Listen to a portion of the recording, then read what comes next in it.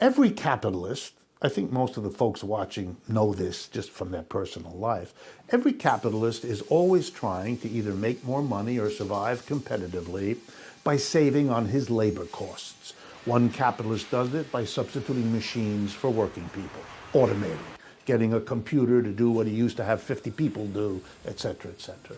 Another capitalist does it by trying to get cheaper workers in place of more expensive ones, hiring women, if they're less expensive, to do the job that they used to pay men more for, hiring immigrants rather than native folks, moving to another part of the world where wages are much lower. We all know that. So capitalists are always trying to save on labor costs because they can make a better profit if they do that. But here comes the contradiction. If all capitalists are reducing the number of workers they pay or reducing the pay they give to their workers, what will result is that the working people have less and less money. And if they have less and less money, they can't buy what the capitalists are producing to sell. The capitalists, therefore, are destroying themselves, but they have no choice. They have to save on the labor outlay, and then that comes back and bites them in the rear end because there's no demand. These kinds of contradictions are the beginning of the end of a system.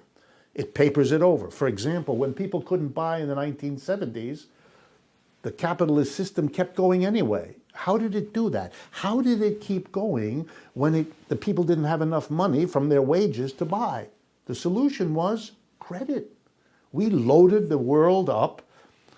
House credit, that's your mortgage. Car payment credit, nobody buys a car except by paying out.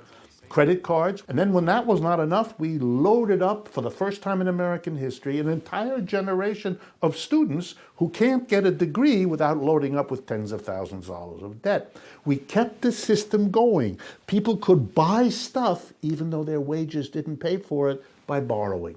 And in 2008, the predictable happened. The problems of capitalism now are so severe, so systemic, so global, that we're beginning to wonder whether this system is going to find a way out. The Marxists are not the only ones wondering whether this system is coming to an end. The people on the other side are very worried too.